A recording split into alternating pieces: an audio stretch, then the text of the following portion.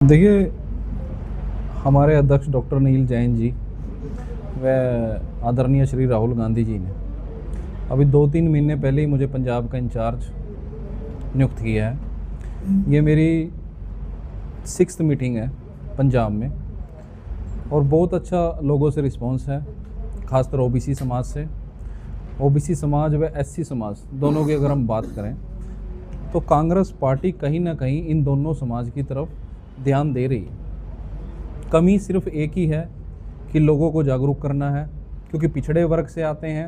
राजनीतिक मंशाएं इतनी उस वर्ग की नहीं है, क्योंकि डेली के अपने काम धंधे में लोग उलझे हुए हैं। उनको ज़्यादा से ज़्यादा पॉलिटिकली मोटिवेटेड करके बाहर निकालना और अपनी नीतियों से अवगत करवाना, यही हमारा मकसद है।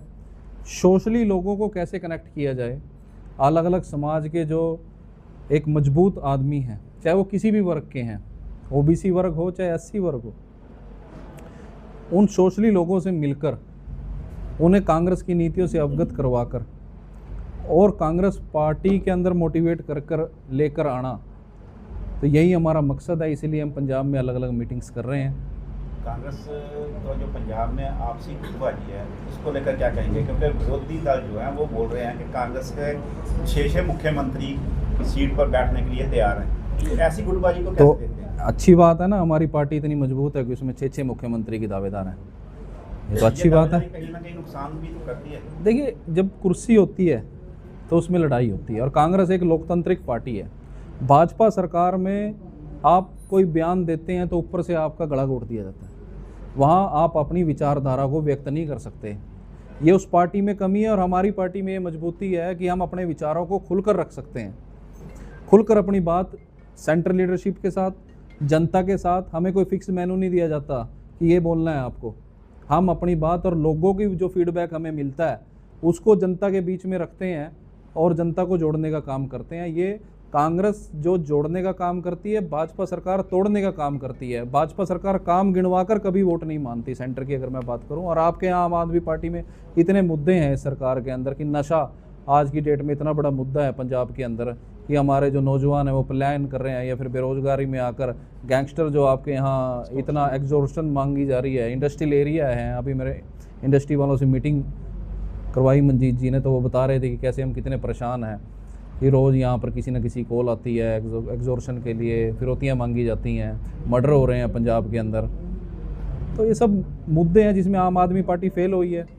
और 1000 रुपये जो महिलाओं का मुद्दा है वो इतना बड़ा मुद्दा है। झूठे वादे कर दिल्ली में भी और पंजाब में भी ये पार्टी सरकार बना रही है। और ये दावे से मैं आपके बीच में कहना चाहता हूँ कि 2027 के अंदर कांग्रेस पार्टी मजबूती से सभी लीडरशिप के अंडर नेतृत्व में आपको एक मंच पर दिखेंगे और कांग्रेस पार्टी सरकार बनाने जा रही है। केंद्र को लेकर क्या कहेंगे? केंद्र में क्यों नहीं लोग विश्वास कर रहे कांग्रेस के ऊपर? देख, केंद्र में हम बड़े नज़दीक थे। हमने मोदी जी को, जो कि सो कॉल्ड कहते हैं कि हम विश्व गुरु हैं, वो अपने पूर्ण बहुमत की सरकार नहीं बना सके। उनके पास आंकड़े नहीं थे। बैसाखियों पर सरकार खड़ी है। ये राहुल गांधी जी की देन है कि भारत जोड़ो यात्रा जब पूरे भारत में घूमी तो लोगों को जोड़ती चलेगी और लोगों को उनकी असलियत से अवगत करवाया। आप एप्स्टीन फाइल्स देख लिए, कितना बड़ा मुद्दा है, लेकिन मीडिया उठाती नहीं। आप लोगों पर भी शिकंजा है, आप लोगों का भी गला घोटा हुआ है।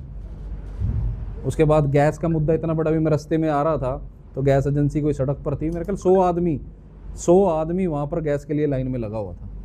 ये आम आदमी पार्टी का भी, सरकार का भी फेलियर है और भाजपा सरकार का भी फेलियर है कि वो गैस जो है, चाहे जिस भी तरह के हमारे ईरान रिश्ते थे ईरान के साथ, लेकिन इतने संबंध बिगाड़ लिए गए कि जो हमारे मित्र होते थे अब देश, वो हमारे दुश्मन हो गए हैं। नौजवान हो आप, नौजवानों को जोड़ने के लिए कांग्रेस क्या कुछ कर रही है? देखिए, नौजवान जो है कांग्रेस पार्टी की रीढ़ की हड्डी है।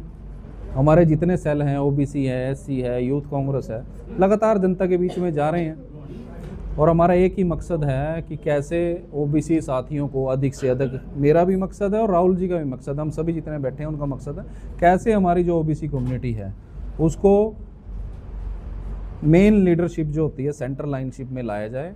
ज़्यादा से ज़्यादा जो उचित कैपेबल कैंडिडेट हैं उनको चुनाव लड़वाया जाए। ज़्यादा से ज़्यादा लीडरशिप हम ओबीसी के अंदर पैदा कर सकें और हमारे में वो कैपेबिलिटी है कि हम एक लीडरशिप समाज को दे सकें।